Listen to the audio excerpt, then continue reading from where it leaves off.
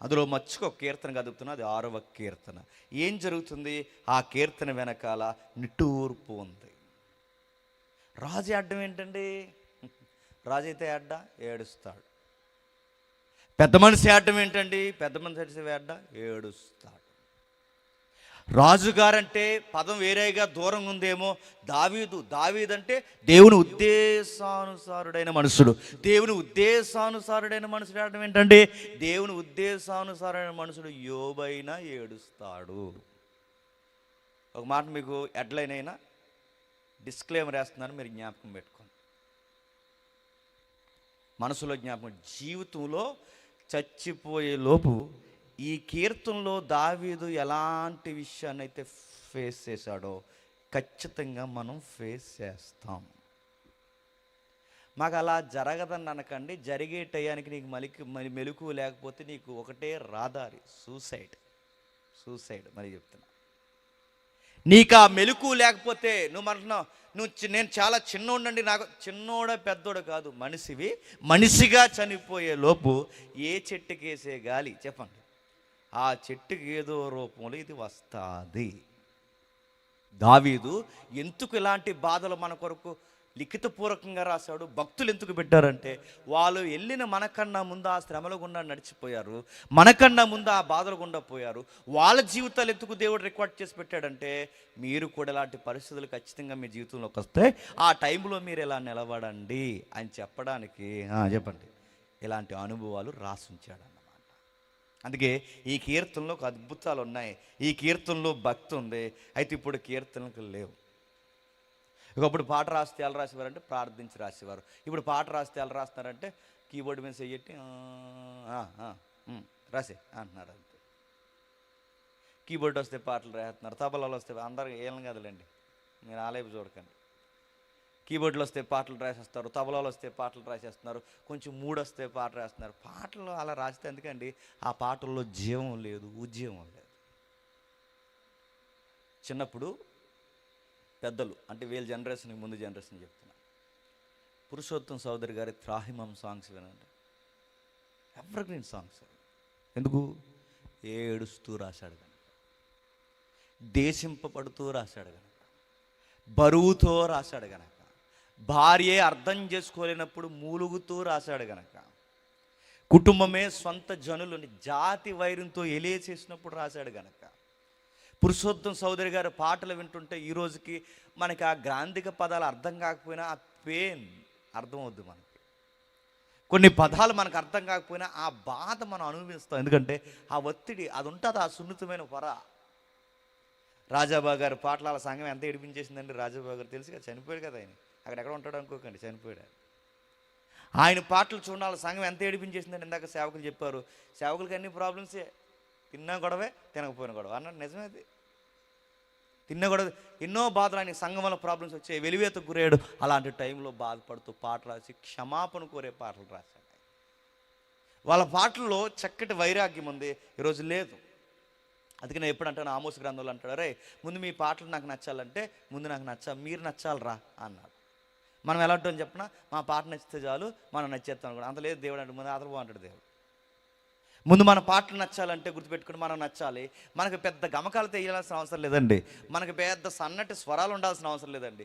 విరిగి నలిగిన హృదయంతో పశ్చాత్తాపంతో దేవుడికి వచ్చి నీకు వచ్చినట్టు పాడితే ఆయనకి నచ్చేస్తావు. అంతే, ఆయనకి నచ్చేస్తావు, ఆయనకి కావాల్సింది అదే. అందుకే ఈ కీర్తనాకారుడు మనకి ఏం నేర్పిస్తున్నాడు ఈ దావీదు గారు అంటే, ఏదో గమ్మత్తైన సంగతే మన కళ్ళ ముందు పెడుతున్నాడు.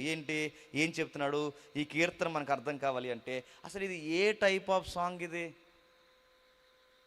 ఇది ఏ టైప్ ఆఫ్ సాంగ్ మనకు అర్థం కావాలి అంటే, చిన్న అక్షరాలు రాశాడు చూడండి పైన, ప్రధాన గాయకునికి అష్టమ శృతి మీద తంతి వాయిద్యములతో పాడదగినది. బాగా వినండి, క్వైర్ మాస్టర్ చెప్తున్నాడు. ప్రధాన గాయకుడు అంటే క్వైర్ మాస్టర్ అంటే ఆడేవాడు అనుకోకండి. క్వైర్ మాస్టర్ అంటే టీమ్స్ ఉంటాయి. ఇప్పుడు క్వైర్ టీంలు తక్కువైపోయినాయి. ఇప్పుడు క్వైర్ టీంలన్నీ ఆ డ్రెస్ కోడ్ మీద పెట్టిన ఫోకస్ చెప్పండి, క్వైర్ టీం లీడర్ మీద పెట్టరు, బాగా అంటారు.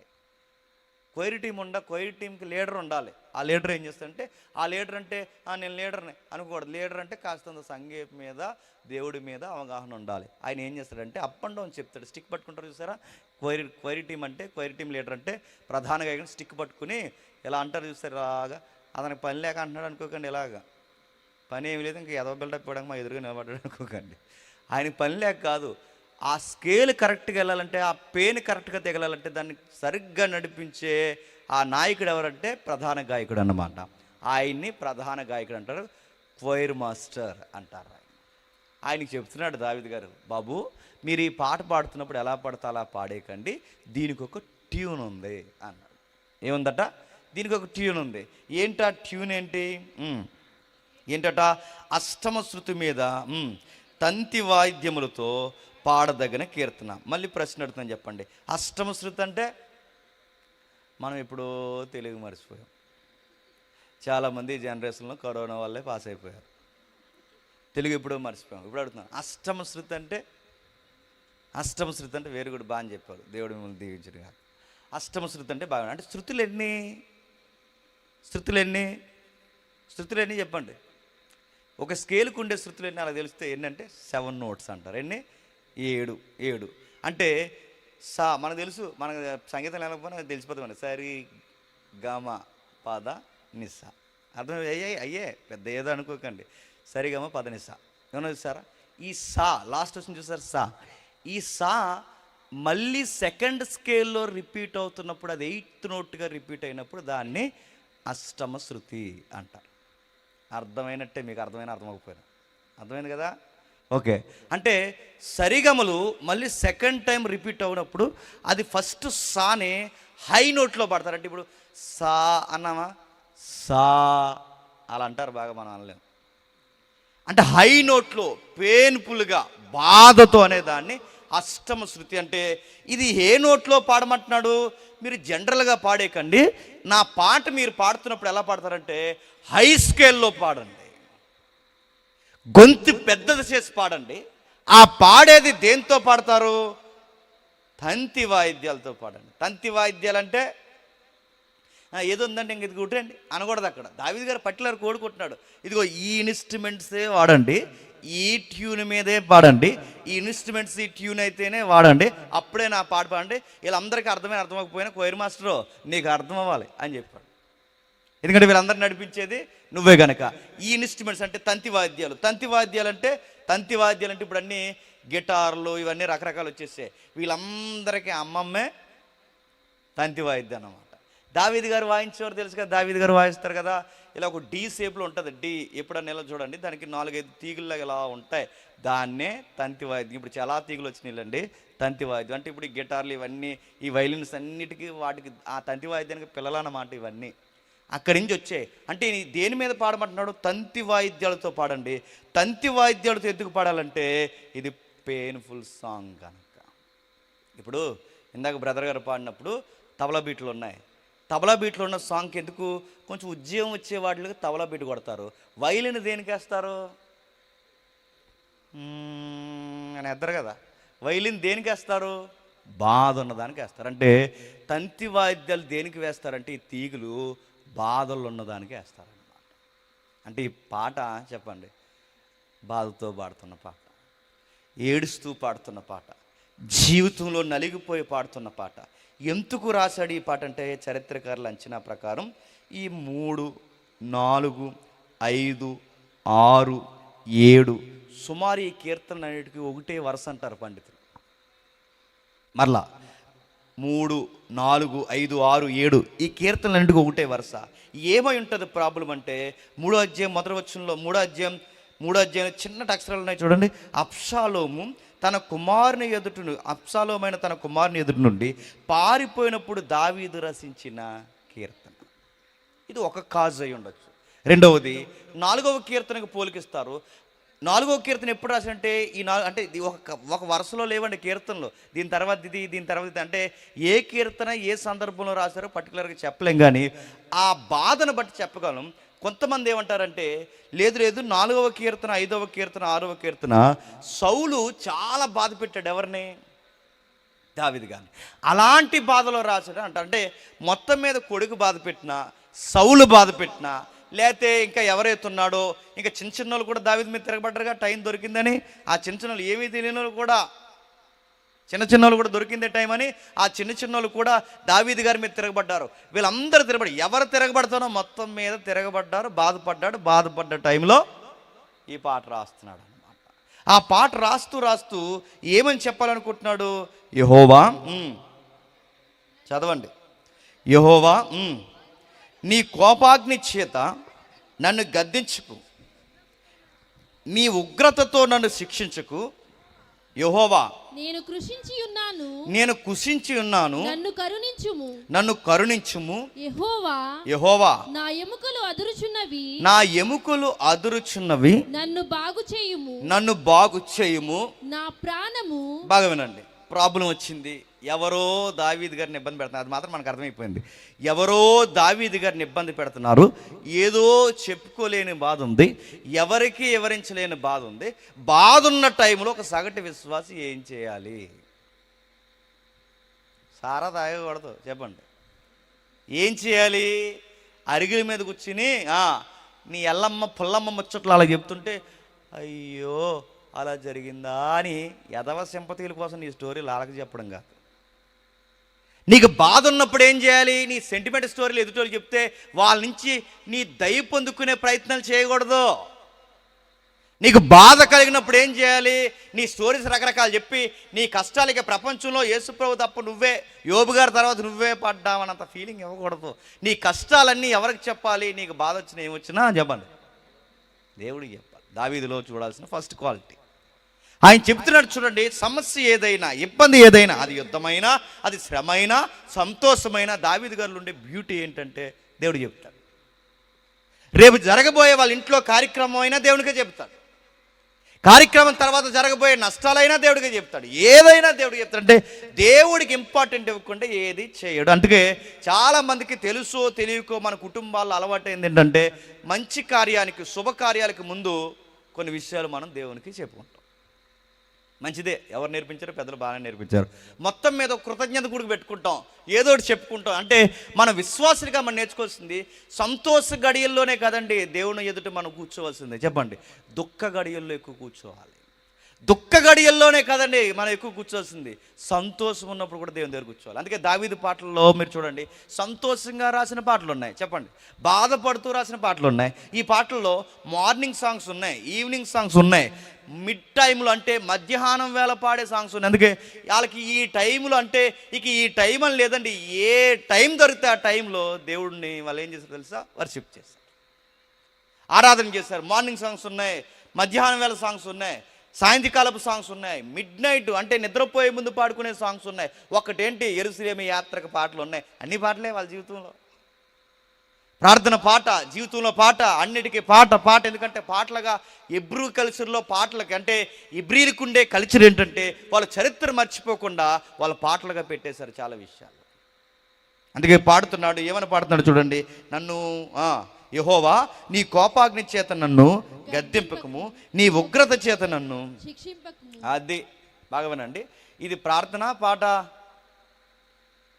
పాటలో చెప్పండి, ప్రార్థనలో పాట. ఇప్పుడు చెప్పాలి, పాట ప్రార్థన అంటే పాటలో ప్రార్థన, ప్రార్థనలో పాట. ఏమంటున్నాడు? యెహోవా నన్ను గద్దించు, నీ ఉగ్రత చేత నన్ను శిక్షించు. ప్రశ్న అడుగుతాను, చెప్పండి. దావీదు గారు ఏమంటున్నాడు? ప్రభువా నా శ్రమలు తీసే, ప్రభువా నన్ను ఎక్కువ బాధ పెట్టుకు, ప్రభువా నన్ను ఇబ్బందులకు గురి చేయకు, ప్రభువా ఇక ఈ 2025లో నాకు ఏ కష్టం లేకుండా చెయ్యి అన్నాడా? అనలేదు. దావీదు ఎంత క్వాలిటీగా అడుగుతున్నాడు చూడండి, నన్ను గద్దించు కానీ, నన్ను గద్దించు కానీ, అంటే గద్దించు కానీ కోపంతో గద్దించుకో అన్న. నన్ను శిక్షించు కానీ కోపంతో శిక్షించు. అంటే నీ గద్దింపు నాకు అవసరమే, నీ ఉగ్రత నాకు అవసరమే, కానీ అది అలా చూపించుకు నీ కోపం చేత నన్ను గద్దించుకు, నీ ఉగ్రత చేత నన్ను శిక్ష. అంటే నాకు శిక్ష కావాలి, గద్దింపు కావాలంటే శిక్షిస్తున్నప్పుడేమో ఉగ్రత చూపించుకు, గద్దిస్తున్నప్పుడేమో కోపం చూపించుకు. అంటే దాని అర్థం ఏంటి? గద్దించమంటున్నాడా, గద్దించొద్దు అంటున్నాడా? చెప్పాలి. గద్దించమంటున్నాడా, గద్దించొద్దంటున్నాడా? ప్రసంగాల్లో ఈరోజు మనం కోరుకునేది అని చెప్పండి, వాదార్పులు కావాలా, గద్దింపులు కావాలా? గద్దింపులు నచ్చం మనకి. వయసు అయిపోయింది కదా, సేదస్సు ఎక్కువైపోయింది ఈ మధ్య పాస్టర్ గారికి అంటున్నారు. తెలుసా పాస్టర్ గారు ఏమనంటే, మధ్య అతమాలు నా మీదకి జీవిస్తున్నాడు ఏటో, మరి ఏం పగడేసుకున్నాడు నా మీద అంటున్నాడు. వీళ్ళు ఎత్తకూడదు, ఏమనకూడదు, గద్దించకూడదు, ఏమనకూడదు, కొడుకులో మధ్య కూడా కదలకూడదు, మీరు సన్నిధికి ఆలస్యంగా వచ్చిన ఏమనకూడదు, ఏమనకూడదు. ఎందుకంటే మనకు అన్నీ ఎలాంటి ప్రసంగాలు ఉండాలంటే, నీ పిండి పిసుకు తొట్టెయు, నీ బుడ్డలో నూనెయు తరగదుగాక తరగదు, నీ గుడారంలోనికి ఏ తెగులు సమీపించదు. అలాగుంటే గొప్ప ఆరాధన చేసి ఇంటికి వెళ్ళిపోతాం. మనం దేవుడిలో ఉన్న గొప్ప గుణం అని చెప్పినా దావీదుకి అర్థమైంది, నువ్వు గద్దిస్తావు ప్రభు. ఆ గద్దించేది కోపంతో వద్దు, నన్ను శిక్షిస్తావు, నీ ఉగ్రతతో నన్ను శిక్షించొద్దు. అంటే ఒక విశ్వాసికి క్రమశిక్షణ కావాలి అంటే గమనించండి, దేవుడి దగ్గర గోజాడే విధానం తెలియాలి. శిక్షణ అవసరమే, బాగా వినాలి, శిక్షణ అవసరమే, కానీ ఆ శిక్షణ శిక్షించేదిగా ఉండకూడదంట. ఆయన ప్రార్థన ఎంత బ్రైట్గా ఉందో మీకు అర్థమవుతుందో లేదో. దావీదు గారి ప్రార్థనలో ఎంత తెలివితేటలున్నాయి చూడండి. మన ప్రార్థనలో కొన్ని ప్రార్థనలు నాకు తెలిసి పరలోకం వరకు వెళ్ళవండి. కాబట్టి సీరియస్గా ప్రార్థన చేస్తుంది అంటే ఇంకెక్కడ నిలబడితే అక్కడ ప్రార్థన చేస్తుంది అనమాట ఆవిడ. చాలా మెసేజ్ చెప్పాను, మీకు కూడా చెప్తాను వినండి. తిట్టాడు, ఇంక నీకు జీవితంలో ఇంక ఎప్పుడు ఉండుతావు, నీకు కూరలో ఉండడం వచ్చా నీకు అని తిట్టాడు అలా ఆవిడ్ని. ఆయన ఇంక 30 సంవత్సరాలు కాపురం చేయాలి, ఇంక జీవితంలో ఉండవు, నేను చచ్చిపోయి చివరి రోజున వండుతావు సరిగ్గా కూర అన్నాడు. ఏమైందండి అంటే, ఏమైంది నీ పప్పు ఎలా ఉంది తెలుసా, నీ మొహంలో ఉంది, అసలు బాగాలేదు అన్నాడు. ఏమైందంటే, ఏమైంది మనిషి అన్నాడు, ఎంత ఉప్పు తింటాడే పప్పులో ఎంత ఉప్పు వేస్తావు, ఎవడు తింటాడు అనగానే బాధపడిపోయింది, పక్క వస్తుంది, ఇలా పైకి చేసింది, చెప్పాలి కదా అంది. ఎవరినే? దేవుడికి ప్రార్థన చేస్తుంది ఏమని, పప్పులో చెప్పండి ఉప్పు ఎక్కువైపోయింది, చెప్పాలి కదా, చెప్పవేంటి, ఆయన నన్ను తిడుతున్నాడు. నేను అడుగుతున్నా అండి, దేని కొరకు ప్రార్థించాలో తెలీదు, ఎలా మాట్లాడాలో తెలీదు, ఏం అడగాలో తెలీదు, ఎలాంటి విషయాలు గంభీరమైన దేవుడి ముందు గోజాడాలో తెలీదు. ఏం తెలుసు అంటే ప్రార్థిస్తున్నామన్న ఫీలింగ్ మాత్రం తెలుసు మనకి. దావీదు గారి మాటల్లో ఎంత జ్ఞానం ఉందో చూడండి. దావీదు గారి ప్రార్థనలో ఎంత బ్రైట్నెస్ మనకు కనబడుతుంది చూడండి. పప్పు కోసం ప్రార్థన చేసే రోజులండి ఇవి, ఉప్పు కోసం ప్రార్థన చేసే రోజులండి, గేదె పాలు ఇవ్వకపోతే ప్రార్థన చేసే రోజులండి ఇవి, పిల్లు కోసం ప్రార్థన చేసే రోజులండి ఇవి, పిల్ల దొరకలేదని ప్రార్థన చేసే రోజులండి ఇవి. వాళ్ళ ప్రార్థనలో ఎంత అర్థం ఉంది, మన ప్రార్థనకి ఆయనకి ఎంత దూరం ఉందో చూడండి. ఏ విషయాలు దేవుడిని అడగాలి, ఏ విషయాలు దేవుడిని అడగకూడదు తెలియాలి కదండి. ఇప్పుడు సీరియస్గా చిన్న విషయాలు మీ నాన్న అడిగితే అయిపోయే విషయాలు, ఇప్పుడు సీఎం గారి దగ్గరికి వెళ్ళి సీఎం గారి దగ్గర ఒక వినతపత్రం పెట్టుకుని, ఆ పెద్ద వినతపత్రం పెట్టిన తర్వాత అందరికన్నా ముందు నేను లైన్లో పంపిన తర్వాత నువ్వు మంచి బట్టలు వేసుకుని సీఎం గారి దగ్గరికి వెళ్ళి, ఏంటి బాబు చెప్పు, నీ ముఖ్యమైన కారణం ఏంటంటే 5 స్టార్ చాక్లెట్ కొనండి సార్ అన్నారనుకో, సీఎం దగ్గరికి వెళ్ళి నువ్వు 5 స్టార్ చాక్లెట్ కొనమంటున్నాడు, నేనేమనాలి?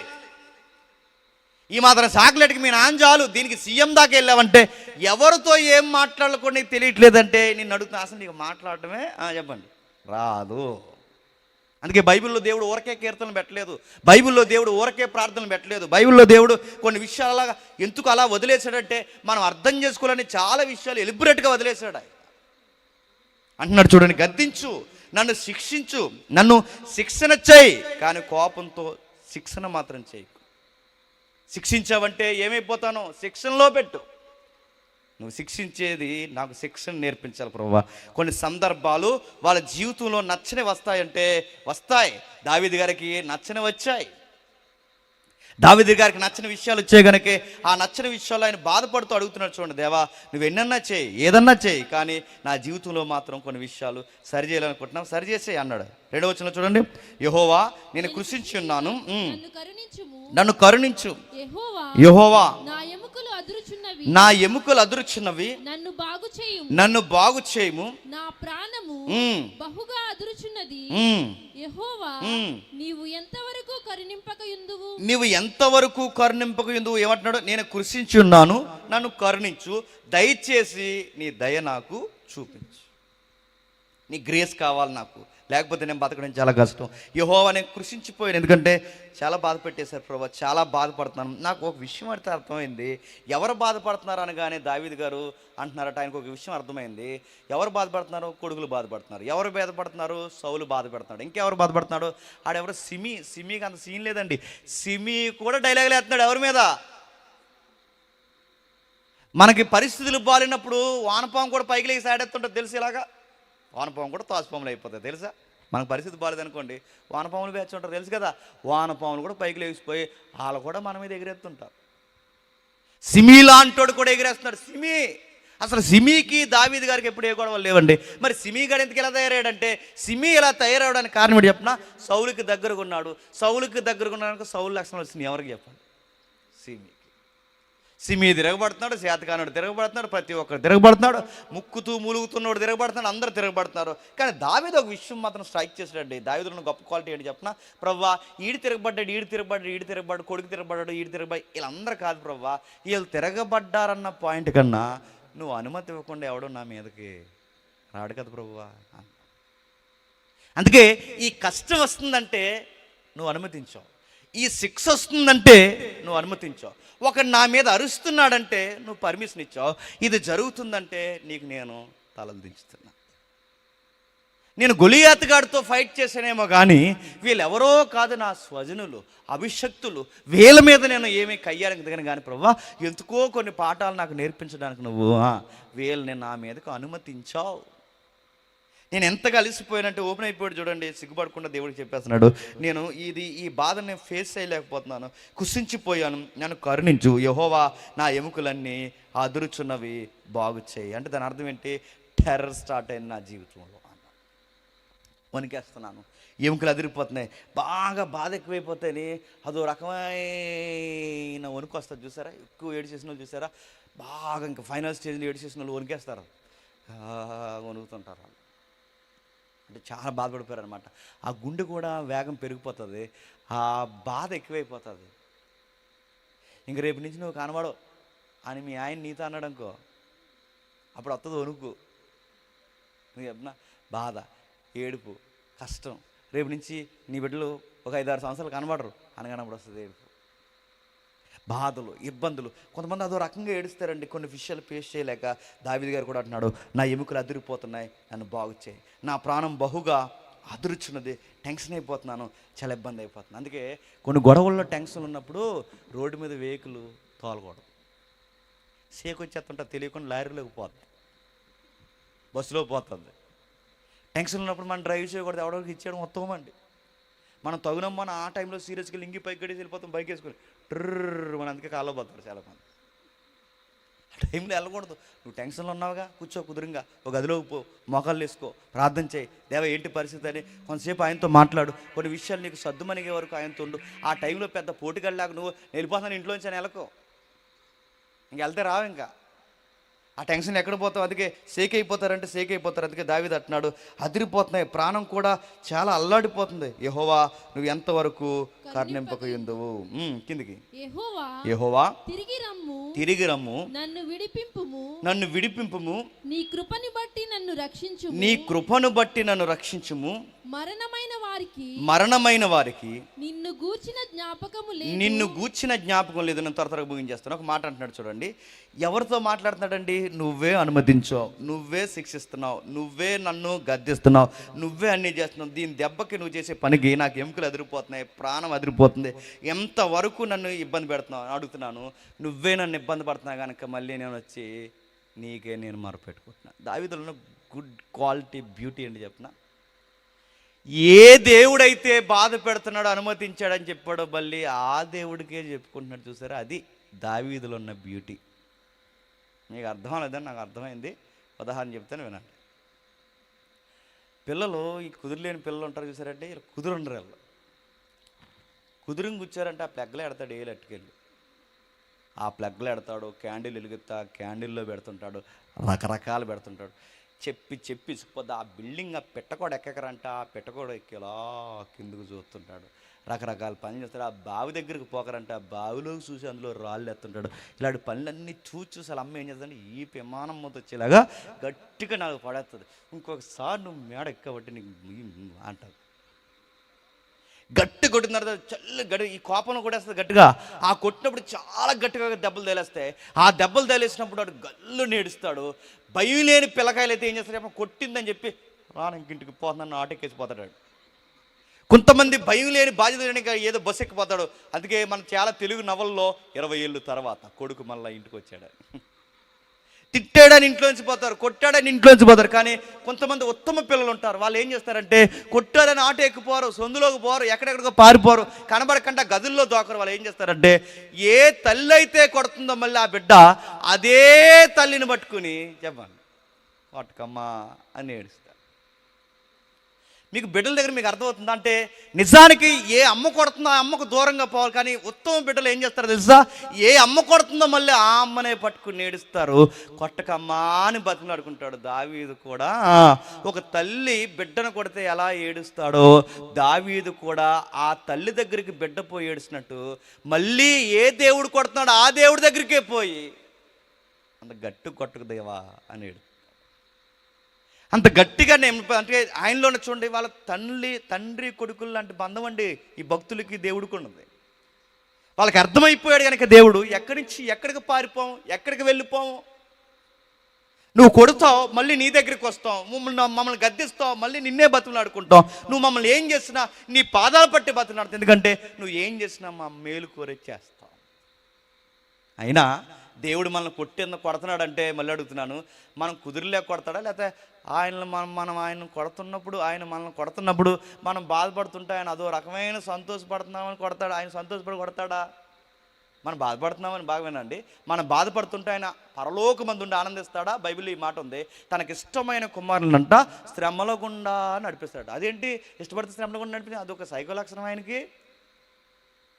కొంతమందికి సైకో లక్షణాలు ఉంటాయి తెలుసా, కొంతమందికి మనుషులకి ఎలాంటి సైకో లక్షణాలు అంటే బిడ్డలు నాకు ఇచ్చామనుకోండి, ఆ బిడ్డలు తీసుకున్న వాళ్ళు ఏం చేస్తారనుకున్నారు, ఆడు పిర్రలు గిల్లెత్తుంటారు, ఆడు తొల్ల గిల్లెత్తున్నాడు, బుక్కలు గిల్లెత్తుంటాడు, రకరకాల గిల్లె ఏడు ఎదవరే ఏడ్రా ఏడురా ఆడిని కొట్టి ఆడు ఏడుతుంటే ఎంత ముద్దొచ్చాడు ఎదవ ఇంకో అని 2 పడేస్తారు. దీన్ని ఏమంటారంటే సైకో లక్షణాలు అంటారు, గుర్తుపెట్టుకోండి. దేవుడు కూడా మనం 2 దెబ్బలు పడేసి ఆ పరలోక మంది బలి ముద్దొస్తున్నాడు ఎదవ ఏడ్రా అంటాడు అనుకుంటున్నారా? కాదండి. ఆ ఎలాప వాక్యం మీరు ఇంటికి వెళ్తారు చదవండి, ఏముంటుందంటే ఆయన బాధించినను ఆ బాధను పెట్టి నరులకు కలిగిన బాధను బట్టి ఆయన కూడా బాధపడతాడు. అంటే ఎలా అంటే మళ్ళీ తల్లి కొడుకుల ఎగ్జాంపుల్ మళ్ళీ చెప్తాను అండి. తల్లి గట్టి కొడుతుంది కదండి, ఈయన్ని గట్టి కొట్టిన తర్వాత గల్లుని ఏడుస్తాడు. మీరు ఎప్పుడైనా వాళ్ళిద్దరిని గమనించండి, గట్టి కొట్టిన తర్వాత చాలా గట్టిగా ఏడుస్తాడు. ఏడుస్తున్న తర్వాత ఎందుకు ఇలాంటి పళ్ళు ఇలారా అని ఏడుస్తుంది. మళ్ళీ నువ్వెందుకు ఏడుతున్నావు, ఆయన కొట్టింది ఎవరు? ఈవిడే. ఆవిడ కొట్టింది ఈవిడే. మళ్ళీ ఆడు ఏడుస్తున్నది ఎవరు? ఈవిడే. మరి నువ్వెందుకు ఏడుస్తున్నావు? ఆడు ఏడుతున్నాడు, నేను ఏడుతున్నావు. మరి ఏడిసేలాగా ఎందుకు కొట్టావు? తెరవలేదు, బాగా వినండి. ఆ నేడ్చేలాగా ఎందుకు కొట్టావు, ఆ నేడ్చేలా ఎందుకు కొట్టావు అంటే ఎందుకు కొట్టింది, ఆడు అలాంటి పనులు చేస్తే చచ్చిపోతాడు అంత కొట్టింది, మరి ఎందుకు ఏడుస్తుంది? ఆడు ఏడుస్తున్నాడని ఏడుస్తుంది. దేవుడు కూడా అంతే, ఎందుకు కొడుతున్నా ప్రవ్వా, ఇలానే ఉంటే ఈ లోపాలతో మీరు చచ్చిపోతారు. మరి ఎందుకు ఏడుస్తున్నాం ప్రవ్వా, మేము ఏడుస్తాం అంటే మీరు ఏడుస్తున్నారు కనుక ఏడుస్తున్నారు. దావీదుకి తెలిసిపోయింది. దావీదు మాటలు ఎంత ముద్దుకున్నాయంటే ఇక్కడ నిజంగా ఆ టైంలో వాళ్ళకున్న వెలుగును బట్టి రాసిన మాట చూడండి. దావీదు మాటలు ఎంత ముద్దుకుంటాయో. మరణమైన వారిని గూర్చి నిన్ను గూర్చిన జ్ఞాపకం లేదు, పాతాళంలో ఎవరు నీకు కృతజ్ఞతాస్తుతులు చెల్లిద్దురు. ఆ మాట మీకు చదువుతుంటే ఎలా ఉందో కానీ భలే ముద్దొస్తుంటుందండి. దావీదు గారి మాటలు ఏమంటున్నాడు చూడండి, పాతాళమందు ఎవరు నీకు కృతజ్ఞతాస్తుతులు చెల్లిస్తున్నాడు. దావీదు గారి ఉద్దేశం ఏంటంటే నువ్వు నన్ను చంపేసేలా ఉన్నావు, ఇలాగే బాధపెట్టి నేను చచ్చిపోతాను, నేను చచ్చిపోయిన తర్వాత నీకు వర్షిప్ ఎవరు చేస్తారు అంటున్నాడు. నీకు అర్థమైందా? ఆ మాటలు చూసి ఎంత ముద్దుగా ఉన్నాయి చూడండి. వాళ్ళిద్దరు మాట్లాడుకుంటూ ఏమంటారు చూడండి, ఇలా నేను కొట్టేస్తే రేపు చచ్చిపోతే నీకు తట్టుకోలేక కృంగిపోయి నేను చచ్చిపోతే పాతాళంలో వర్షిప్లు ఉంటాయి ప్రభు నీకు, నేను వెళ్ళిపోయిన తర్వాత నీకు వర్షిప్ ఎవరు చేస్తారు, నీ మీద మంచి స్తుతిగీతలు ఎవరు పడతారు, నన్ను కొయిరి టీంలో లేకుండా చేస్తావా అంటున్నాడు. చిన్నపిల్లల మాటల్లో లేవు. అమ్మ నేను పోతే నువ్వేమైపోతావే అన్నట్టు, ఆడిపోతే మనమేమైపోతాం, మనమే కన్నామండి. కానీ ఆడ మాటలు చూస్తుంటే ఎంత ముద్దుకుంటాయండి. దావీదు గారు కూడా అంటున్నాడు చూడండి, నేను లేకపోతే దేవుడికి దావీదు లేకపోతే చాలామంది ఉన్నారు, కానీ ఆ ముచ్చట చూసారు ఎలా ఉందో, నేను లేకపోతే ఏమైపోతావు ప్రభువా, ఎవరు స్తుతిస్తారు ప్రభువా, నాలాంటి నీకు వస్తుంటే. నిజంగా ఒక మాట చెప్పాలంటే దావీదులు అంటాడు మళ్ళీ ఇంకెవడు రాడు. రాజుల్లో మళ్ళీ దావీదు లాంటి పుట్టలేదు. అలాంటి చమత్కారంగా వాయించే సంగీతకారుడు దావీదు లాంటి చక్కటి కీర్తనకారుడు బైబిల్లో కానీ ఇంకా బైబిల్ చరిత్ర కానీ ఎక్కడ రాలేదు. అందుకే దావీదు అంటున్నాడు, ఏమైపోతాను ప్రభువా, ఇలాను వదిలేస్తే, నేను మూలుగుచున్నాను, అలసిపోయి ఉన్నాను, నన్ను వదిలేలాగా, ఎందుకంటే నీకు వర్షిప్ చేయడానికి ఎవరు ఉంటారు, ఓపిక అంతా పోయింది అంటే 7వ వచనంలో అంటున్నాడు చూడండి, విచారము చేత ఇంకా పైకి 6వ వచనంలో, నేను మూలుగుచున్నాను, ప్రతి రాతియు కన్నీరు విడుచు నా పరుపు తేలుచున్నది, నా కన్నీరు చేత నా పడక కొట్టుకుపోతుంది. ఎంత ఏడుస్తున్నాడట, ఎంత ఏడుస్తున్నాడు, రాత్రి అంతా ఏడ్చాడట. ఎలా ఏడుస్తున్నాడు, మూలకపోయి చీకట్లో కూర్చుని అని ఏడుస్తలేదు. ఎలా ఏడుస్తున్నాడు, రాత్రి అంతా ఏడ్చాడంటే, రాత్రి అంతా ఏడుస్తున్నాడు ఆ పదాలకు అర్థం ఏంటి, ప్రార్థనలో చెప్పండి ఏడుస్తున్నాడు, ప్రార్థనలో ఏడుస్తున్నాడు, దేవుని ఎదుట ఏడుస్తున్నాడు. దేవుని ఎదుట ఏడ్చే ప్రతి కన్నీరుకి విలువ ఉంటుంది. బాగా వినండి, అవసరం లేకుండా ఏడ్చే ప్రతి విషయంలో ఆ కన్నీరుకి విలువ లేకుండా పోతుంది. మీరు ఏడ్చే కన్నీరికి విలువ ఉండాలంటే దేవుని దగ్గర వేడవండి. ఎందుకంటే దేవుడు ఒక వాగ్దానం ఇచ్చాడు మనకి, మీ కన్నీళ్ళు నా కవులలో దాచుకుంటాడు. అందుకే మీరు ఎప్పుడైనా ఏడ్చినప్పుడు ఆ కన్నీరుని వేస్ట్ చేయకండి, దేవుడి దగ్గర ఏడవండి, మీ కన్నీరు ఆయన దాచుకుంటాడు. మనం ఏం చేస్తాం, ప్రార్థనలో ఏడం ఇవ్వండి, పక్కోళ్ళకి చెప్పి ఇంకో పెద్దోడికి ఎంత ఇచ్చాను, చిన్నోడికి ఎంత ఇచ్చాను, మనవరాలకి ఎంత ఇచ్చాను, వీళ్ళకి ఎంత ఇచ్చాను, ఎదవులందరూ అన్నీ తీసుకుని చెప్పండి నాకేమీ లేదు అని తెగేడి చేస్తుంటుంది ఈ ముచ్చటే ముసలిదే. నేను తిరిగేసి అడుగుతాను ఇలాంటి వాళ్ళని, చిన్నోడికి ఇచ్చావు, పెద్దోడికి ఇచ్చావు, అందరికి ఇచ్చావు, నేను పుట్టించిన దేవునికి ఇచ్చావు, ఏమిచ్చావు, నీ బంధ ఇచ్చావు, ఏమిచ్చావు, బతుకంతా నీ మనవలకి మనవరాలకి కొడుకులకి వాళ్ళ పురుళ్ళకి వాళ్ళ కాపురాలకు పెట్టావు. నువ్వు దేవుడికి 60 ఏళ్ళ జీవితాన్ని నాశనం చేసి పడేసావు. ఏమిచ్చావు దేవునికి? ఇప్పుడు బుల్లుబుల్లు దుఃఖాలు తీసి వాళ్ళకి అంత ఇచ్చాను, వీళ్ళకి ఎంత ఇచ్చాను, అందుకే నీకు చెప్పిచ్చారు లాస్ట్కి చెప్ప. ఏమిచ్చావు? దావీదు గారు అంటున్నారు చూడండి, ప్రభువా నన్ను బాధ పెట్టు, ఇబ్బంది పెట్టు, శ్రమలు పెట్టు, నా జీవితాన్ని నీకు అంకితం చేస్తాను, నా కన్నీళ్ళు రాత్రంతా విడుస్తాను, పరుపులు తేలిపోయేంతగా ఏడుస్తాను, నా కన్నీళ్ళ చేత పడకలు కొట్టు. అంటే వాళ్ళ ప్రార్థనలు విచిత్ర ప్రార్థనలు అండి. మోకాళ్ళు ఎత్తేస్తారు, సాష్టాంగ పడి చేస్తారు, ఇలా ముందుకు బోర్ల మంచాల మీద పడి చేస్తారు. ఎందుకంటే ఆ జ్యూస్ కలిసి అలా ఉంటుంది. రకరకాల ప్రార్థన చేస్తారు, ఎలా పడితే వాళ్ళు ప్రార్థన చేస్తారు. అంటే మొత్తం మీద అలా ఎక్కడ పడితే అక్కడ ప్రార్థన దేవునితో మాట్లాడతారు. చివరికి వాళ్ళు తినేటప్పుడు కూడా ఆ ప్రసంగ గ్రంథం ఉంటుందిగా, వాళ్ళు భోజనం చేసేటప్పుడు కూడా ప్రేయర్ లేకుండా భోజనం చేయరంట. మనకు మంచి కోరేస్తే ఇంకా ప్రార్థన గుర్తురాదు మనకి. వాళ్ళు ప్రతీదీ ప్రార్థన ప్రార్థన ప్రార్థన ప్రార్థన ప్రార్థన పాటలు ప్రార్థనలు, జీవితం అంతా పద్యాలు పాటలు దేవుడు ప్రార్థనలు ఇవే గడుస్తున్నాయి వాళ్ళకి. అందుకే కన్నీళ్ళ చేత తడిసిపోయాయి. కిందికంటున్నాడు, విచారణ చేత నా కన్నులు గుంటలు పడిపోతున్నాయి. బాగా వినండి, బాగా ఎక్కువ ఏడిశారనుకోండి, బాగా వినండి, కొన్ని విషయాలు ఉంటాయండి, ఎంత బాధపడాలో అంతే బాధపడాలండి. అది దేవుని దగ్గర బాధపడితే అర్థాలు ఉంటాయి. అనవసరమైన విషయాలకు ఎక్కువ బాధపడ్డాం అనుకోండి, హెల్త్ డిస్టర్బెన్స్ వచ్చేస్తుంది. గుర్తుపెట్టుకోండి, హెల్త్ పాడైపోతుంది. అన్నిటికన్నా పెద్ద రోగం ఏంటి చెప్పినా, మానసిక రోగం. నీకు ఏదో జరిగిపోతుందని అదో రకంగా ఫీల్ అవుతుంది చూసారా. డాక్టర్ గారి దగ్గరికి వెళ్ళిన డాక్టర్ గారు పైనుంచి ఇలా కిందకి చూసి, ఒకడు వచ్చావా, ఎవరన్నా వచ్చారా అన్నాడంటే ఇంక అయ్యేవే, వచ్చిందే నీకు మోషన్స్ 2 అయిపోతాయి అక్కడికక్కడే. అదో రోగం. కరోనా వచ్చిన టైంలో చెప్పేవారు చూసారా, లక్షణాలు చెప్పేవారు. కరోనా కాదు, కొత్త వ్యాధి వచ్చినప్పుడల్లా లక్షణాలు చెప్తారు. ఏమనంటే, ముందుగా కుడివైపు ముక్కు కొంచెం బరువుగా ఉంటుందంటే ఉంది అంటాం. రాత్రి తిన్నప్పుడు కొంచెం అరగలేను, అవును 2 రోజుల నుంచి అలాగే ఉంటుంది. ఇదో మానసిక రోగం అంటారు, గుర్తుపెట్టుకోండి.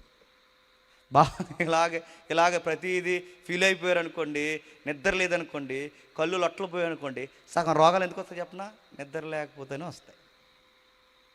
మీరు మొబైల్ అలా చూస్తే హెల్త్కి మంచిది అనుకోకండి, త్వరగా పోతారు. ఇందాక అయ్యగారు చెప్పారుగా, ఇందాక మొబైల్స్ ఎక్కడ వాడాలో అక్కడే వాడాలి. నువ్వు చర్చిలోని ప్రతి దిక్కున మొబైల్స్ వాడితే పోతావు త్వరలోనే, రాసి పెట్టుకో, పోతావు త్వరలోనే. నిద్ర కూడా మానేసి ఫోన్లు. అందుకే చెప్తున్నాడు, నశించిపోయాను, కన్నులు అన్నీ పాడైపోయాయి, నా కన్నులు ఏడ్చి గుంటలు పడిపోయాయి. ఎక్కువ ఆడవాళ్ళు ఏడ్చినప్పుడు ఈ కళ్ళు లోపల పోతాయి చూసారా. ఎవరికి పోతలేదు, మా ఆవిడకి పోతాయి. ముందే నేను చాలాసార్లు చూశాను. అలా పిల్లి కొల్లగా అయిపోతాయి పిల్లకి ఏడిసిందంటే, తక్కువని పోతాయి. అంటే నాకు తెలిసిపోతే ఏడిసిందని, ఎందుకంటే ఈ లొట్టలు వచ్చేస్తాయి పైకి. కొన్ని విషయాలు హెల్త్కి మంచిది కాదు. దావీదు గారు అంటున్నారు, నా హెల్త్ అంతా పాడైపోయినా విచారణ చేత నేను ఎంత ఏడ్చినా ఆ ఏడ్చేది నీ దగ్గర అర్థవంతంగా ఏడుతున్నాను, నా బాధ కలిగించే వారి చేత అవి క్షీణించి ఓపెన్ అయిపోయాడు. చూడండి దావీదు గారిలో ఉన్న పాయింట్, నేను త్వర ముగించేస్తాను. ఈ ప్రేయర్లో గుర్తుపెట్టుకోండి, జీవితాలు బాగుపడతాయి. దావీదు గారిలో ఉన్న పాయింట్ ఏంటంటే, ఈ బాధలన్నీ ఎవరి వల్ల కలుగుతున్నాయి? ఎవరో ఉన్నారు బ్యాచ్, అది అబ్షాలోమా, సౌలా, ఎదురింటి ఎల్లయ్య, పక్కంటి పొల్లయ్య, ఎవడో ఉన్నాడు మొత్తం మీద దావీదు గారిని బాధ పెట్టే ఉన్నాడు. అయితే స్టార్టింగ్ ప్రేయర్ చేస్తూనే దావీదు గారు వాళ్ళ కోసం చెప్పట్లేదు, చెప్పండి, తన కోసం తాను ఒప్పుకుంటున్నాడు. స్టార్టింగ్ ప్రేయర్ యొక్క ప్యాటర్న్ ఏంటో తెలుసా? ప్రార్థన చేస్తున్నప్పుడు మనకు బాధలు కలుగుతున్నప్పుడు బాధ పెట్టే వాళ్ళ కోసం ముందు చెప్పకూడదు. చెప్పండి, అసలు నీకు నాకు ప్రాబ్లం ఏముందా ముందు అది తెలుసుకుందాం ప్రభువా. నీకు నాకు ప్రాబ్లం ఏమీ లేకపోతే ఈ ప్రాబ్లమ్స్ ఎవరి వలన వస్తున్నాయో చెప్పండి, వాళ్ళు నీకు తెలిసే నా అప్పుడు జ్ఞాపకం చేయాలి వాళ్ళని. మనం ఏం చేస్తాం, ముందు వాళ్ళని నెట్టేస్తాం, పట్టుకెళ్ళి పాద్దొద్దు దులిపేసి శాపాలు పెట్టేసి, ఆ ఎదిరింటి ఆడి వాళ్ళే ప్రభా ఇలా అయిపోతున్నాను, నేను నీ గొప్ప కుమారుణ్ణి కుమార్తెనైతే వాళ్ళ మీద పిడుగు పడును గాక అంట. పడదు, మీ ఇంటి మీద పడిపోతే ఇలాంటి ప్రార్థన చేసావంటే పడదు కాక పడదు. అందుకు గుర్తుపెట్టుకో, దావీదు గారు ఒక విధానం నేర్పిస్తున్నాడు చూడండి. ఆయన విచారం చేత నా కన్నులు, అంటే పైన చెప్తున్నాడు, బాధపడ్డాను, కోపంతో గద్దించో, శిక్షించో, ఎంతో ఉగ్రత చూపించో, ఎముకలన్నీ కదిలిపోయే, ప్రాణం కదిలిపోయింది, మూలుగుచున్నాను, అలసిపోయాను అంటే తన బాధ అంతా చెప్పుకుంటున్నాడు, ఇబ్బంది చెప్పుకుంటున్నాడు. నువ్వు పర్మిషన్ ఇచ్చావు కనుక నువ్వు ఎంత కొడతావు కొట్టు, కానీ ఎంత ఇబ్బంది పెడతావు పెట్టు, అయితే నువ్వు నన్ను కొట్టు. ఎవరు ప్రభు నన్ను కొట్టడానికి అంట. వీళ్ళందరూ నన్ను ఇబ్బంది పెడుతున్నారు చూడండి. ఓపెన్ అయిపోతున్నాడు, నాకు బాధ కలిగించే వారి చేత అవి క్షీణించి, అంటే నా కళ్ళు ఎందుకు ఎలాగైపోయినాయి తెలుసా? చెప్పండి, వాళ్ళ వలన. నా ఎముకలు ఎందుకు ఇలాగ అదురుతున్నాయో తెలుసా ప్రవ్వా? వాళ్ళ వలన. నా ప్రాణం ఎందుకు అదిరిపోతుందో తెలుసా? వాళ్ళ వలన. ఈరోజు నేను ఎంత ఏడుస్తున్నానంటే ఎవరి వలన ప్రవ్వా? వాళ్ళ వలన. అంటే ఇప్పుడు లిస్ట్ అవుట్ చేస్తున్నాడు, వాళ్ళ వలన ఇదంతా జరుగుతుంది. ముందు విషయం ఏంటో చెప్పాడు, తనకి దేవుడికున్న బంధం ఏంటో వివరించుకున్నాడు, నువ్వు నేను బాగానే ఉన్నామని ఆ యొక్క ఒప్పుకోలు ప్రార్థన చేశాడు. అంత అయిన తర్వాత అంటున్నాడు, ఇదంతా ఎవరి వల్ల జరుగుతుందంటే వాళ్ళు ఉన్నారు ప్రభు, ఒకటి బాధ కలిగించే వారి చేతే ఇవన్నీ నశించిపోయి చిమికిపోయి ఉన్నవి. 8వ వచనంలో యెహోవా నా రోదన దని విన్నాడు. కన్ఫామ్, బాగా వినండి. 7వ వచనాల వరకు పద్ధతి ఒకటి, 8వ వచనం నుంచి పద్ధతి ఒకటి. 7వ వచనాల వరకు పద్ధతి ఏంటి? 7వ వచనాల వరకు పద్ధతి ఏంటంటే అసలు దావీదుకి దేవుడుకున్న విషయం ఏంటో మాట్లాడుకున్నాడు. 8వ వచనం నుంచి పద్ధతి ఏంటంటే విషయం, అంటే ఏ ప్రార్థన అయితే చేశాడో ఆ ప్రార్థనకి జవాబు చెప్పండి వచ్చేసి. అంటే ఈ పాటలో ప్రార్థన ఉంది, చెప్పండి, జవాబు ఉంది. దేనికోసమైతే ప్రార్థన చేశాడు ఆ ప్రార్థనకి జవాబు 8వ వచనం నుంచి వచ్చింది చూడండి.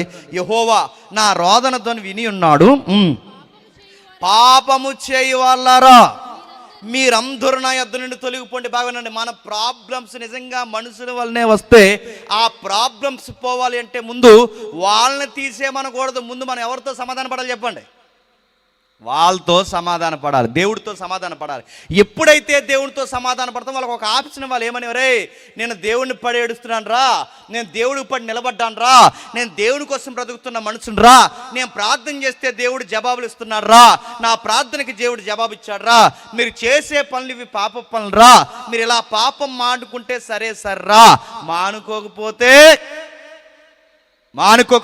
కింద చెప్తున్నారు చూడండి, పాపం నాకు వ్యతిరేకంగా తిరగబడి మీరు పాపం చేస్తున్నారా, పాపం చేయవారులారా నా యొద్ద నుండి పొండే. నేను ఎలా పాడైపోతానని చూస్తున్నారు, నన్ను ఎలా డౌన్ చేయాలని చూస్తున్నారు, నా మీద చెడ్డ మాటలు ఎలా పలకాలని చూస్తున్నారు, ఇన్ని చేస్తున్నారు, ఇది పాపం. నాకు వ్యతిరేకమైన క్రియలు జరిగిస్తున్నారు, ఇది పాపం. ఇది యెహోవా నా విన్నపం ఆలకించున్నాడు. ఇదిగో ఇందాకే ప్రార్థన చేసి వచ్చాను, నిన్నే ప్రార్థన చేసి వచ్చాను, కొన్ని రోజులు ఏడుస్తూ ప్రార్థన చేశాను, ఆ ప్రార్థనకి జవాబు ఇచ్చాడు. ఇప్పుడు ఆయన నా పక్షమని నిలబడ్డాడు కనుక మీ మేలు కోరి చెప్తున్నాను. నా మీద తిరగబడ్డారంటే మీరు ఎవరి మీద తిరగబడుతున్నాడు చెప్పండి? పొండెక్కడి నుంచి దయచేసి అంటున్నాడు. అంటే శత్రువుల్ని ఎలా హ్యాండిల్ చేస్తున్నాడు చూడండి. పొండెక్కడి నుంచి మీ మేలు కోరి చెప్తున్నాను, దేవుడు నాకు జవాబిచ్చాడు, దేవుడు నా ప్రార్థన ఆలకించాడు, నా విజ్ఞాపనకి ఆయన జవాబిచ్చాడు కనుక పొండెక్కడి నుంచి మీరు వెళ్ళలేదో యెహోవా నా విన్నపం ఆలకించున్నాడు, యెహోవా నా ప్రార్థన అంగీకరించును, నా శత్రువులందరూ సిగ్గుపడి బహుగా అదురుచున్నారా? పొమ్మని చెప్పాను, పోలేదు. వెళ్ళమన్నాను, వెళ్ళలేదు. వెళ్ళకుండా అలాగే ఉన్నారు.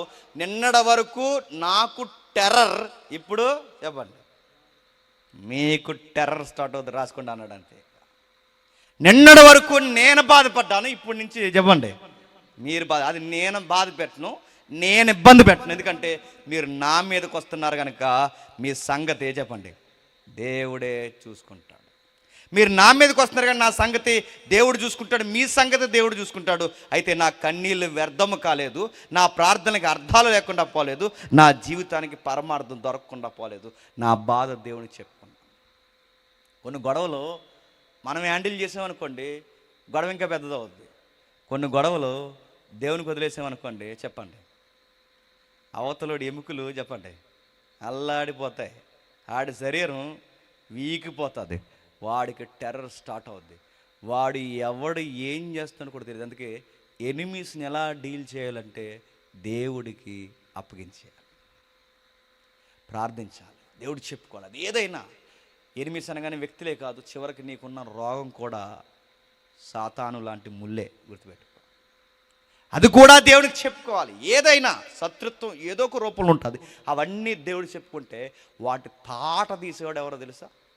నీ దేవుడు. అది సంసారమైన, సంఘమైన, స్నేహమైన, ఎందులైనా ఏ ఇబ్బంది కలిగినా దేవుడు చెప్పుకోవడం నేర్చుకోండి.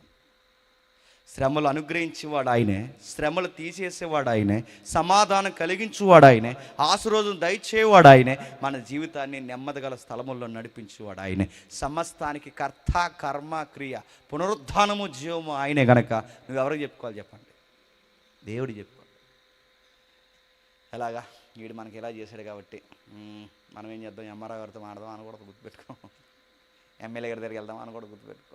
మనం ఏం చేయాలి తెలుసా? మనకి ఇలా చేశాడు, మనం వెళ్ళి ప్రార్థన చేద్దాం. మనకి ఇలా చేశాడు, మనం వెళ్ళి దేవుని చెప్పుకుందాం. మనల్ని అవమానించారు, పోయి దేవుని చెప్పుకుందాం. అందుకే అంటున్నాడు చూడండి, వారు ఏమవుతారంటే నా శత్రువులు అందరూ సిగ్గుపడిపోతారు. అంటే మనల్ని సిగ్గుపరచాలనుకున్న వాళ్ళు చెప్పండి వాళ్ళు సిగ్గుపడిపోతారు. మనల్ని ఇబ్బంది పెట్టాలనుకున్న వాళ్ళు ఇబ్బంది పెడతారు. మనల్ని సిగ్గుపరచాలనుకున్న వాళ్ళందరూ బహుగా అదిరిపోతారు, వణికిపోతారు. వాళ్ళ పునాదులు కదిలిపోతాయి. వాళ్ళు ఆకస్మికంగా ఏమైపోతారో తెలుసా?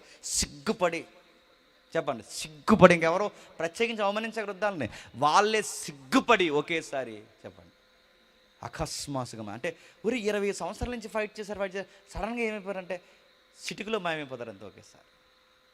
టక్కమని కనుమరుగైపోతారు అంతే ఒకేసారి. ఇన్ని సంవత్సరాలు బాధ పెట్టిన వాళ్ళు ఏరంటే ఒక్కసారి ఇలా అయిపోయారంటే ఒకేసారి అంతే. మనం హ్యాండిల్ చేస్తాం అనుకోండి, విషయం పెద్దదవుద్ది. దేవుడు హ్యాండిల్ చేశాడు అనుకోండి, మెరుపుదాళ్ళు మాయమైపోతారు అంతే. ఇలాంటి ఎగ్జాంపుల్స్ చాలా ఉన్నాయి, ఉదాహరణలు సొసైటీలో జరుగుతున్నవి. దేవుడిని పిల్లల్ని ఏడిపించి ఏడిపించి ఏడిపించి చివరికి కుటుంబాలు మట్టి కొట్టిపోయిన వాళ్ళు లేరండి. ఎందుకు? మీరు చాలామంది ఉన్నారు. సేవకుల మీద తిరగబడి చివరికి వాళ్ళ జీవితాలు ఏమయ్యాయో కూడా అడ్రస్ లేకుండా పోయిన వాళ్ళు లేరండి. సంఘాల్లో చిచ్చులు పెట్టి చివరికి సితి మంటకు పోయిన వాళ్ళు లేరండి. మంచోళ్ళు కాపురాలు చేసుకుంటే చూసి ఏడవలేక అసూయ చేతాల మీద పడేడిస్తే చివరికి షుగర్లో బీపీలు వచ్చి పోయిన వాళ్ళు లేరండి. కొన్ని విషయాలు ఎలా డీల్ చేస్తారు చెప్పనా? ఎవరికి చెప్పకండి, ఏ రికమెండేషన్ చేయకండి, ఎవరితో మాట్లాడకండి, దేవుడికి చెప్పండి. బాధపడ్డారా? ఎంత ఏడాలనిపించింది అంత ఏడ్చండి, ఎంత చెప్పుకోవాలనుకున్నారో అంత చెప్పండి. ఎంత బతిమలాడుకుంటాడు చంటి పిల్లలాగా, అంతగా చంటి పిల్లలతో బతిమలాడుకున్నట్టు దేవుణ్ణి బతిమలాడుకోండి. చంటి పిల్లల్లాగా ఏడ్చేయండి, చంటి పిల్లల్లాగా లొంగిపోండి. దేవా ఇంకా ఎంతకన్నా కొట్టకన్నాను, చచ్చిపోవాలని ఓపెన్గా సిగ్గు లేకుండా దేవుడు చెప్పాను. అప్పుడు దేవుడు నిన్ను హ్యాండిల్ చేస్తాడు. ఈ ప్యాటర్న్ బాగా వినండి. ఈ దావీదు గారు కదా ఫాలో అవుతా. త్రిత్వంలో ప్రభు అయిన యేసుక్రీస్తు వారు ఇలలోకి వచ్చినప్పుడు కూడా గెత్సెమనే వనములో అదే రోదన సలిపాడు కదా. ఆయన కూడా అదే చేశాడు. ఆయన ముందు సిలువ యాగం ఉంటే ఆయనకి సిలువ భయం కాదు, కొరడాలతో కొడతారనే భయం కాదు, మేకులేస్తారనే భయం కాదు, ఆయనకి ఈ భయం ఏమీ లేదు. ఆ ఎబ్రీ పత్రిక చెప్తుంది, ఆయన శరీరధారి ఉన్న దినముల్లో ప్రార్థనలు, యాచనలు, కన్నీళ్ళు. ప్రార్థనలు ఏముంది? యాచన. ప్రార్థనలు ఏముంది? కన్నీళ్ళు. అంటే శరీరధారి ఉన్న దినముల్లో దావీదు కన్నా ఎక్కువ ఏడ్చింది ఎవరు చెప్పండి? నజరేయుడైన యేసుడు మన దేవుడు. చాలా ఎక్కువ ఏడ్చాడు. గెత్సెమనే వనంలో ఎంతగా ఏడ్చాడంటే ఆయన గూర్చి మనకు మాట్లాడితే, ఆయన గూర్చి మాట్లాడుతూ స్వకాళ్ళ పురుషుడు అన్నారు రచయితలు. స్వకాళ్ళ పురుషుడు. ఆయన గురించి మాట్లాడుతున్నప్పుడు ఎన్నో విషయాలు రాశాడు. అదిగో కన్నీటి పర్యంతం అయిపోయి ఏడ్చి ఏడ్చి ఏడ్చి ఆ బీపీ లెవెల్స్ పెరిగిపోయి ఆ చెమట రంధ్రాల నుంచి ఏమొచ్చిందంట? రక్తం వచ్చింది. రేపు నుంచి అయ్యే కదా మనకి ధ్యానాలు స్టార్ట్ అవుతాయి. రక్తం వచ్చేసిందంట. అంటే అంత టెన్షన్ అయిపోయాడు. ఎంత ఏడ్చాడు. ఎందుకు ఏడుస్తున్నాడు? సిలువు కోసం కాదు. ఎందుకు ఏడుస్తున్నాడు? స్నేహితులు వెళ్ళిపోయారని కాదు. ఎందుకు ఏడుస్తున్నారు? ఏదో జరుగుతుంది. ఎందుకు ఏడుస్తున్నాడు అంటే ఆ ఏడుపల్లో ఒకటే, ప్రభువా వీళ్ళు నాకు వ్యతిరేకమైన పర్లేదు, వీళ్ళు నాకు వ్యతిరేకమైన పర్లేదు, గవర్నమెంట్ వ్యతిరేకమైన పర్లేదు తండ్రి, నా బాధల్లో ఏంటంటే నీకు నాకు బంధం తెగిపోతుంది చూసావా, అది నాకు బాధ అన్నాడు. నీకు నాకు దూరం తెగుతుంది చూసావా, అంటే ఆ సిలువ మీద ఉన్నంతసేపు పాపాలు కుమారుడు భరిస్తున్నాడు కనుక, కుమారుడి మీద పాపాలు కనుక తండ్రి తన ముఖాన్ని తిప్పుకుంటాడు కనుక, ఆ టైంలో ఆ క్షణాలు లేదా ఆ గంటల వ్యవధిలో తండ్రికి కుమారుడికి ఎడబాటుంది చూసారా, ఆ ఎడబాటుకి బాధపడిపోయాడు. యేసుక్రీస్తు వారిని కూడా మనం చూసుకోవచ్చు. ఏమన్నా తెలుసా? ఆయనకి బాధ ఉన్నా ప్రార్థన చేశాడు, ఆయనకి సంతోషం ఉన్నా ప్రార్థన చేశాడు, ఆయన ఉదయం లేచినప్పుడు ప్రార్థన చేశాడు, నిద్రపోయినప్పుడు ప్రార్థన చేశాడు. ప్రతిసారి ప్రార్థన ప్రార్థన ప్రార్థన ప్రార్థన. ఆ ప్రార్థనలే చివరి వెళ్ళిపోతున్నప్పుడు కూడా ఆ ప్రభురాత్రి భోజనంలో కూడా ప్రార్థనా పాట పాడి గెత్సెమనే వనంకి వెళ్ళిపోయాడు. ఇవన్నీ బాగా వినండి. బైబిల్లో ఎందుకు ఇలాంటి ఘటాలు, ఎందుకు బైబిల్లో ఇలాంటి వైనాలు, ఎందుకు ఇలాంటి ఘట్టములు రాశాడంటే బైబిల్లో చెబుతున్నాడు మనకి, మనం నేర్చుకుంటామని. సంసారంలో ఎన్నో బాధలు ఉంటాయి. సంసారంలో బాధలు వచ్చిన వెంటనే ఫ్యాన్ ఎక్కడుందని చూడకు, స్టవ్ ఎక్కడుందని చూడకు, అనవసరంగా చేసుకుని అనవసరంగా గోదావరిలోకి వెళ్ళిపోతానని ఇంక పరిగెట్టుకో. ప్రార్థన చేయి, దేవుని దగ్గరికి పోయి ప్రార్థన చేయి. అప్పులు తిప్పలు ఎక్కువైపోయి చివరికి నువ్వు చేతగాని నిర్ణయాలు తీసుకున్నందుకు ఆర్థిక నష్టాలు నువ్వు కూరుకుపోయినప్పుడు వాటిని తీర్చలేక, వడ్డీలు కట్టలేక ఏమైపోతాయి, ఇంకా బతకడం వేస్ట్ అని చాలా వీడియోలు వస్తున్నాయిగా. ఆ సూసైడ్ చేసుకోకు, నిలబడి దేవునికి ప్రార్థించు. సరైన చదువులు లేక ఎవరి బిడ్డలు ఉన్నారు, చదువులు లేక ఇలా సోషల్ మీడియా అలవాటు అయిపోయి సబ్జెక్టులన్నీ ఆగిపోయిన తర్వాత తల్లిదండ్రులకు మొహం జీవించలేకపోతే అంత ఇన్సల్ట్ ఫీల్ అయిపోయి చచ్చిపోకు. ఆగిపోయిన సబ్జెక్టులు మళ్ళీ దేవుని మీద ఆనుకొని రాయి. ఏ సెక్టార్లో ఉన్నా, మీరు ఎలా ఉన్నా బాధని దేవుని దగ్గర చెప్పుకోండి. అది ఇతరుల వల్ల కలుగుతున్నా, మీరు చేసిన తప్పుదల వల్ల కలిగిన ఏది జరిగినా దేవుడు చెప్పుకోండి. మన శ్రమలను కూడా దేవుడు సంతోషముగా మార్చేస్తాడు. నా సహోదరులు మాట్లాడాడు కదండి, శ్రమలోనే ఆనందం, శ్రమలోనే సంతోషం. శ్రమలలో సంతోషం చూడాలంటే అది అందరి వల్ల అవ్వదు. అది హై ఫిగర్, అంటే అంత ఎత్తులో ఆలోచించే వ్యక్తులు ఎవరైతే ఉంటారో వాళ్ళే శ్రమలను కూడా సంతోషంగా, అంటే ఏడుస్తాము, బాధ వస్తుంటుంది, ఎక్కడో ఇబ్బంది ఉంటుంది, కానీ ఎక్కడో సంతోషం, నా దేవుడు నన్నేమి వదిలేళ్ళే అని ఆ ధీమ, ఆ యొక్క సహవాసం ఎప్పుడైతే నీకు వస్తుందో నీ తండ్రిని బట్టి నువ్వు చాలా ఆనందిస్తావు. దావీదుకి ఎప్పుడైతే నశించిపోతున్నవాడు ఒకేసారి తిరిగి లేచిన దేవుడు ప్రార్థనకి జవాబు ఇచ్చాడని ఎలాగైతే అన్నాడో, నశించిపోవడం కాదు, సాక్షాత్తు దైవసుతుడు చనిపోయి తన తండ్రికి ప్రార్థన చేశాడు కదండి, కన్నీళ్లతోనూ యాచనలతోనూ భయభక్తులకు ప్రార్థన చేసిన ఆయనకి తన తండ్రి జవాబిస్తే ఆయనను మరణము కూడా బంధించకుండా చెప్పండి పునరుద్ధానంలో తిరిగి లేపేశాడు. పరిశుద్ధాత్మ శక్తితో దేవుని కుమారుడు తిరిగి లేచాడు. ఆయన ప్రార్థనకి జవాబు నిలబడి ఏ శత్రువులైతే ఆయన హేళన చేశారో ఆ శత్రువులే సిగ్గుపడేలా చెప్పండి మరణాన్ని సీరుకొని బయటకు వచ్చాడు. అది మరణమైన, రోగమైన, అప్పైన, శత్రువైనా ఏదైనా, మీకు మళ్ళీ మళ్ళీ సూత్రం చెప్తున్నాను, దేవుణ్ణి పట్టుకుని ఆడండి. ఎర్ర సముద్రాన్ని పాయలు చేసిన దేవుడు నీ చిన్న శ్రమలను పాయలు చేయడం పెద్ద లెక్కేమీ కాదు. సూర్యచంద్రులను ఆపేసిన దేవుడు నీ శ్రమలను ఆపడం పెద్ద లెక్కేమీ కాదు. దేవుడికి అసాధ్యమైనది ఏది లేదు, ఆయనకి అన్నీ సుసాధ్యమే. కాబట్టి మనం చేయాల్సిన పని ఏంటంటే ముందు మనకి మోకాళ్ళు వేయడం రావాలి, చెప్పుకోవడం రావాలి. ఆయనకి నీకు ముందు ప్రాబ్లం లేకుండా ముందు క్లియరెన్స్ సర్టిఫికేట్ తెచ్చుకోవాలి. ఎప్పుడైతే ఆయనతో నీకు క్లీన్ సర్టిఫికేట్ ఏర్పడుతుందో మిగిలిన వెనకాల సంగతులు ఎవడెవడు ఏడిపిందో వాళ్ళకి దడ పుట్టిస్తాడు ఆయన. ఎవరు? దేవుడు. వాళ్ళ సంగతి దేవుడు చూస్తాడు. ముందు నీ సంగతి దేవుడి దగ్గర ఎలా ఉందో చూసుకుంటే దావీదు ఆనందించినట్టు చెప్పండి మనం కూడా ఆనందిస్తాం. ప్రభు పునరుద్ధానం చెందినట్టు ప్రతి బాధ నుంచి మనం కూడా చెప్పండి పునరుద్ధానం చెందుతాం. దేవుడి కుటుంబాన్ని, మిమ్ములను, దైవజనులందరినీ దీవించునుగాక.